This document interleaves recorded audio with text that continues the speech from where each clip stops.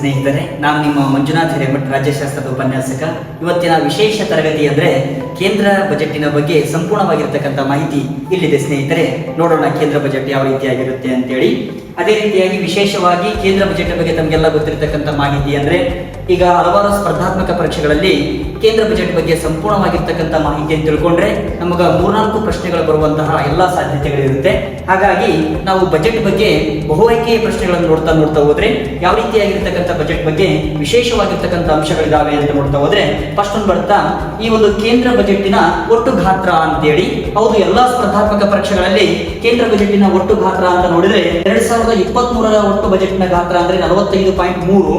ಅದೇ ರೀತಿಯಾಗಿರ್ತಕ್ಕಂಥ 2024ರಲ್ಲಿ ಬಜೆಟ್ನ ಗಾತ್ರ ಅಂತ ಬಂದ್ರೆ 48.21 ಲಕ್ಷ ಕೋಟಿ. ಅದೇ ರೀತಿಯಾಗಿರ್ತಕ್ಕಂಥ 2025ರ ಒಟ್ಟು ಬಜೆಟ್ನ ಗಾತ್ರ ಅಂತ ಬಂದ್ರೆ 50.65 ಲಕ್ಷ ಕೋಟಿ ಅಂತಕ್ಕಂಥದ್ದು ಇದರ ಸರಿಯಾದ ಉತ್ತರ ಅಂದ್ರೆ ಆಯ್ಕೆ 4 ಸ್ನೇಹಿತರೆ. ಅದೇ ರೀತಿಯಾಗಿರ್ತಕ್ಕಂಥ ಎರಡನೇ ಬಹುಮುಖ್ಯವಾಗಿರ್ತಕ್ಕಂಥ ಬಜೆಟ್ನ ಮತ್ತೊಂದು ಪ್ರಶ್ನೆ ಅಂದ್ರೆ, ವಿಶೇಷವಾಗಿ ನೋಡೋದಾದ್ರೆ ಅತಿ ದೀರ್ಘಾವಧಿಯ ಬಜೆಟ್ ಮಂಡಿಸಿದವರು ಹಣಕಾಸು ಸಚಿವರು ಯಾರು ಅಂತ ಕೇಳಿದ್ರೆ, ಅತಿ ದೀರ್ಘಾವಧಿಯ ಬಜೆಟ್ ಮಂಡಿಸಿದ ಹಣಕಾಸು ಸಚಿವರು ಯಾರು ಅಂತ ಬಂದ್ರೆ, ಮೊದಲನೇ ಆಯ್ಕೆ ಮೊರಾರ್ಜಿ ದೇಸಾಯಿ ಅವರು, ಎರಡನೇ ಆಯ್ಕೆ ನಿರ್ಮಲಾ ಸೀತಾರಾಮನ್ ರವರು, ಮೂರನೇ ಆಯ್ಕೆ ಮನಮೋಹನ್ ಸಿಂಗ್ ರವರು, ನಾಲ್ಕನೇ ಆಯ್ಕೆ ಅರುಣ್ ಜೇಟ್ಲಿ ರವರು ಅಂತೇಳಿ. ಇದರಲ್ಲಿ ಸರಿಯಾದ ಉತ್ತರ 10 ಬಾರಿ ಸುದೀರ್ಘವಾಗಿರ್ತಕ್ಕಂತಹ ಬಜೆಟ್ ಮಂಡನೆ ಮಾಡಿರ್ತಕ್ಕಂಥ ಕೀರ್ತಿ ಮೊರಾರ್ಜಿ ದೇಸಾಯಿ ಅವರಿಗೆ ಸಲ್ಲುತ್ತದೆ. ಅದೇ ರೀತಿಯಾಗಿ ವಿತ್ತ ಸಚಿವೆಯಾಗಿ 9ನೇ ಬಾರಿಗೆ ಸುದೀರ್ಘವಾಗಿ ಬಜೆಟ್ ಮಂಡನೆ ಮಾಡಿರ್ತಕ್ಕಂಥ ಕೀರ್ತಿ ನಿರ್ಮಲಾ ಸೀತಾರಾಮನ್ ಅವರಿಗೆ ಸಲ್ಲುತ್ತದೆ. ಅದೇ ರೀತಿಯಾಗಿರ್ತಕ್ಕಂಥದ್ದು ತಮಗೆಲ್ಲ ಗೊತ್ತಿರತಕ್ಕಂಥದ್ದು ಮತ್ತೊಂದು ಆಯ್ಕೆ ಮನಮೋಹನ್ ಸಿಂಗ್, ಅದೇ ರೀತಿಯಾಗಿ ಮತ್ತೊಂದು ಆಯ್ಕೆ ಅರುಣ್ ಜೇಟ್ಲಿ ಅಂತೇಳಿ. ಇದರಲ್ಲಿ ಸರಿಯಾದ ಉತ್ತರ ಅಂತ ನೋಡ್ತಾ ಹೋದ್ರೆ ಮೊರಾರ್ಜಿ ದೇಸಾಯಿ ಅತಿ ದೀರ್ಘಾವಧಿಯ ಬಜೆಟ್ ಮಂಡನೆ ಮಾಡಿರ್ತಕ್ಕಂಥ ಕೀರ್ತಿ ಇವರಿಗೆ ಸಲ್ಲುತ್ತದೆ ಅಂತೇಳಿ. ಅದೇ ರೀತಿಯಾಗಿ ಮೂರನೇ ಬಹುಮುಖ್ಯವಾಗಿರ್ತಕ್ಕಂಥ ಮತ್ತೊಂದು ಬಜೆಟ್ನ ಪ್ರಶ್ನೆ ಅಂತ ನೋಡ್ತಾ ಹೋದ್ರೆ, ಭಾರತದ ಮೊಟ್ಟ ಮೊದಲ ಬಜೆಟ್ ಅನ್ನು ಯಾರು ಮಂಡಿಸಿದರು ಅಂತ ಬಂದ್ರೆ ತಮಗೆಲ್ಲ ಗೊತ್ತಿರತಕ್ಕಂಥದ್ದು ಇಲ್ಲಿ R.K. ಷಣ್ಮುಗಂ ಶೆಟ್ಟಿ ಅಂತಕ್ಕಂಥದ್ದು ಇದಕ್ಕೆ ಸರಿಯಾದ ಉತ್ತರವಾಗಿರ್ತೈತಿ.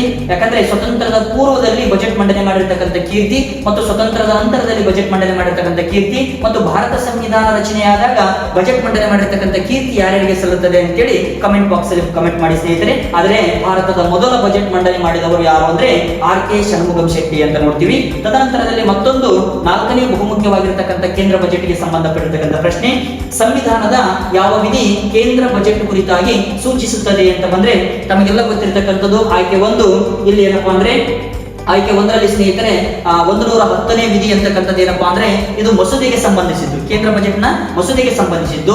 ಅದೇ ರೀತಿಯಾಗಿರ್ತಕ್ಕಂಥ ವಿಧಿ 112 ಅಂತಕ್ಕಂಥದ್ದು ಬಂದ್ರೆ ಇದು ಸಂಪೂರ್ಣವಾಗಿ ಕೇಂದ್ರ ಬಜೆಟ್ ಅನ್ನು ಕುರಿತು ತಿಳಿಸ್ತಕ್ಕಂಥದ್ದು 112ನೇ ವಿಧಿ. ಅದೇ ರೀತಿಯಾಗಿರ್ತಕ್ಕಂಥ 202ನೇ ವಿಧಿ ರಾಜ್ಯ ಬಜೆಟ್ಗೆ ಸಂಬಂಧಿಸಿದ್ದು. ಅದೇ ರೀತಿಯಾಗಿರ್ತಕ್ಕಂತಹ ಆಯ್ಕೆ 4 280ನೇ ವಿಧಿ ಇದು ಹಣಕಾಸು ಆಯೋಗಕ್ಕೆ ಸಂಬಂಧಪಟ್ಟಿದ್ದು ಅಂತ ನೋಡ್ತೀವಿ. ಇದಕ್ಕೆ ಸರಿಯಾದ ಉತ್ತರ ಯಾವ್ದಪ್ಪ ಅಂದ್ರೆ 112 article is the most importance of central budget ಅಂತ ನೋಡ್ತೀವಿ. ಮತ್ತೊಂದು ಪ್ರಶ್ನೆ ನೋಡ್ತಾ ಹೋದ್ರೆ 5ನೇ ಪ್ರಶ್ನೆ, ಕೇಂದ್ರ ಬಜೆಟ್ ಅನ್ನು ಸಂಸತ್ತಿನಲ್ಲಿ ಯಾವ ಸದನದಲ್ಲಿ ಮೊದಲ ಮಂಡಿಸಲಾಗುತ್ತದೆ ಅಂತ ಕೇಳಿದ್ರೆ, ಅಂದ್ರೆ ಕೇಂದ್ರ ಬಜೆಟ್ ಅನ್ನು ಸಂಸತ್ತಿನಲ್ಲಿ ಯಾವ ಸದನದಲ್ಲಿ ಮೊದಲ ಬಾರಿಗೆ ಮಂಡಿಸಲಾಗುತ್ತದೆ ಅಂತ ಬಂದ್ರೆ ತಮಗೆಲ್ಲ ಗೊತ್ತಿರತಕ್ಕಂಥದ್ದು ಇದಕ್ಕೆ ಸರಿಯಾದ ಉತ್ತರ ಯಾವುದಪ್ಪ ಅಂದ್ರೆ ಲೋಕಸಭೆ ಅಂತ ಕರಿತೀವಿ. ಯಾಕಂದ್ರೆ ಇಲ್ಲಿ ರಾಜ್ಯಸಭೆ ಅಂತ ಬಂದಾಗ ಇದನ್ನ ತಡೆ ಹಿಡಿಯುವಂತ ಅಧಿಕಾರವನ್ನು ಒಳಗೊಂಡಿರ್ತೈತಿ.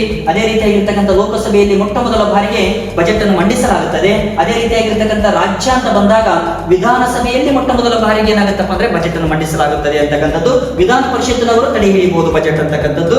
ಮತ್ತೊಂದು ಬಹುಮುಖ್ಯವಾಗಿರ್ತಕ್ಕಂತಹ ಇನ್ನೊಂದು ಕೇಂದ್ರಕ್ಕೆ ಸಂಬಂಧಪಟ್ಟಿರ್ತಕ್ಕಂತಹ ಬಜೆಟಿನ ಪ್ರಶ್ನೆ ಯಾವುದಪ್ಪ ಅಂದ್ರೆ ಭಾರತದ ಪ್ರಸ್ತುತ 16ನೇ ಹಣಕಾಸು ಆಯೋಗದ ಅಧ್ಯಕ್ಷರು ಯಾರು ಅಂತ ಬಂದ್ರೆ ತಮಗೆಲ್ಲ ಗೊತ್ತಿರತಕ್ಕಂಥದ್ದು ಇಲ್ಲಿ ಆಯ್ಕೆಗಳಿದಾವೆ ಸ್ನೇಹಿತರೆ. ಒಂದು KC ನಿಯೋಗಿ ಅಂತಕ್ಕಂಥದ್ದು ಮೊದಲ ಅಧ್ಯಕ್ಷರು. ಇವರು 1950ರಲ್ಲಿ ಏನು ಹಣಕಾಸು ಆಯೋಗ ರಚನೆ ಆಗುತ್ತಲ್ಲ ಮೊಟ್ಟ ಮೊದಲ ಬಾರಿಗೆ ಇದ್ದಿರ್ತಕ್ಕಂಥ ಅಧ್ಯಕ್ಷರು. ತದನಂತರದಲ್ಲಿ 14ನೇ ಅಧ್ಯಕ್ಷ ಯಾರಪ್ಪ ಅಂದ್ರೆ YV ರೆಡ್ಡಿ ಅಂತ ಕರಿತೀವಿ. 15ನೇ ಅಧ್ಯಕ್ಷ ಯಾರಪ್ಪ ಅಂದ್ರೆ NK ಸಿಂಗ್ ಅಂತ ಕರಿತೀವಿ. ಅದೇ ರೀತಿಯಾಗಿರ್ತಕ್ಕಂಥ ಪ್ರಸ್ತುತ ಅಂದ್ರೆ 16ನೇ ಅಧ್ಯಕ್ಷ ಯಾರಪ್ಪ ಅಂದ್ರೆ ಡಾಕ್ಟರ್ ಅರವಿಂದ್ ಪನಗರಿಯಾ ಅಂತಕ್ಕಂಥವ್ರು ಏನಪ್ಪಾ ಅಂದ್ರೆ ಇವರು ಈಗ ಇತ್ತೀಚಿನ ಅಂದ್ರೆ ಇಂದಿನ ಅಧ್ಯಕ್ಷರಾಗಿದ್ದಾರೆ ಅಂತಕ್ಕಂಥದ್ದು.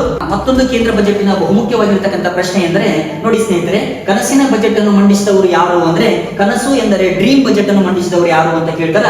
ಅದೇ ರೀತಿಯಾಗಿ ಡ್ರೀಮ್ ಬಜೆಟ್ ಮಂಡಿಸಿದವರು ಯಾರಪ್ಪ ಅಂದ್ರೆ P. ಚಿದಂಬರಂ ಅಂತ ಕರಿತೀವಿ. ಇದನ್ನ ಕನಸಿನ ಬಜೆಟ್ ಅನ್ನು ಮಂಡಿಸಿದ ಕೀರ್ತಿ ಇವರಿಗೆ ಸಲ್ಲುತ್ತದೆ ಅಂತ ನೋಡ್ತೀವಿ. ಅದೇ ರೀತಿಯಾಗಿ ವಿಶೇಷವಾಗಿ ಮತ್ತೊಂದು ನಿರ್ಮಲಾ ಸೀತಾರಾಮನ್ ರವರು ಅಂತ ನೋಡಿದ್ರೆ ನಿರ್ಮಲಾ ಸೀತಾರಾಮನ್ ರವರು ಹಸಿರು ಬಜೆಟ್, ಡಿಜಿಟಲ್ ಬಜೆಟ್ ಅನ್ನು ಕಾಗದರಹಿತ ಬಜೆಟ್ ಅನ್ನು ಮಂಡಿಸಿದವರು ಯಾರು ಅಂದ್ರೆ ಇಲ್ಲಿ ನಿರ್ಮಲಾ ಸೀತಾರಾಮನ್ ರವರು ಅಂತ ನೋಡ್ತೀವಿ. ಅದೇ ರೀತಿಯಾಗಿರ್ತಕ್ಕಂಥ 8ನೇ ಬಹುಮುಖ್ಯವಾಗಿರ್ತಕ್ಕಂಥ ಕೇಂದ್ರ ಬಜೆಟ್ಗೆ ಸಂಬಂಧಪಟ್ಟಿರ್ತಕ್ಕಂಥ ಪ್ರಶ್ನೆ ಅಂತ ನೋಡಿದ್ರೆ 2026ರ ಬಜೆಟ್ ನ ಪ್ರಮುಖ ಗುರಿ ಯಾವುದು ಅಂತ ಕೇಳಿದ್ರೆ ತಮಗೆಲ್ಲ ಗೊತ್ತಿರತಕ್ಕಂಥದ್ದು ನರೇಂದ್ರ ಮೋದಿ ಅವರು ಇತ್ತೀಚೆಗೆ ಘೋಷಣೆ ಮಾಡಿರ್ತಕ್ಕಂಥದ್ದು ಏನಪ್ಪಾ ಅಂದ್ರೆ ವಿಕಸಿತ ಭಾರತ ಅಂತಕ್ಕಂಥದ್ದು. ಯಾಕಂದ್ರೆ ಯುವ ಜನತೆಯ ಚಿತ್ತ ವಿಕಸಿತದ ನಡೆಯಬೇಕು ಅಂತಕ್ಕಂಥ ಮಹಾದಾಶದಿಂದ ವಿಕಸಿತ ಭಾರತ ಅಂತಕ್ಕಂಥದ್ದು 2026ರ ಬಜೆಟ್ ನ ಪ್ರಮುಖವಾಗಿರ್ತಕ್ಕಂಥ ಗುರಿಯಾಗಿತ್ತು ಅಂತಕ್ಕಂಥ ನೋಡ್ತೀವಿ. ತದನಂತರದಲ್ಲಿ ಮತ್ತೊಂದು ಪ್ರಚಲಿತ ಘಟನೆಗೆ ಇದಕ್ಕೆ ಸಂಬಂಧಪಟ್ಟಿರ್ತಕ್ಕಂಥದ್ದು 2026 ಮತ್ತು 27ನ ಬಜೆಟ್ ನಲ್ಲಿ ವಿಕಸಿತ ಭಾರತ ಗುರಿ ಯಾವ ವರ್ಷಕ್ಕೆ ಹೊಂದಿಸಲಾಗಿದೆ ಅಂತ ಬಂದ್ರೆ ಯಾವ ವರ್ಷಕ್ಕೆ ಅಂದ್ರೆ 2047ರ ವರ್ಷಕ್ಕೆ ವಿಕಸಿತ ಭಾರತ ಅಂತಕ್ಕಂಥದ್ದು ಏನಾಗಬೇಕು,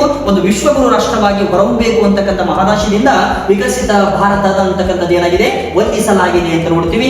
ಕಟ್ಟಕಡೆಯ ಮತ್ತೊಂದು ಬಹುಮುಖ್ಯವಾಗಿರ್ತಕ್ಕಂತಹ ಪ್ರಶ್ನೆ ಅಂದ್ರೆ ಬಜೆಟ್ ನಲ್ಲಿ ಯಾವ ಕ್ಷೇತ್ರಕ್ಕೆ ಹೆಚ್ಚು ಒತ್ತು ನೀಡಲಾಗಿದೆ ಅಂತಂದ್ರೆ 2026ರ ಬಜೆಟ್ ನಲ್ಲಿ ಯಾವ ಕ್ಷೇತ್ರಕ್ಕೆ ಒತ್ತು ಅಂದ್ರೆ ಮೂಲ ಸೌಕರ್ಯಗಳು ಮತ್ತು ಉತ್ಪನ್ನಗಳಿಗೆ ಅತಿ ಹೆಚ್ಚು ಏನ್ ಮಾಡಲಾಗಿದೆ, ಒತ್ತನ್ನು ನೀಡಲಾಗಿದೆ.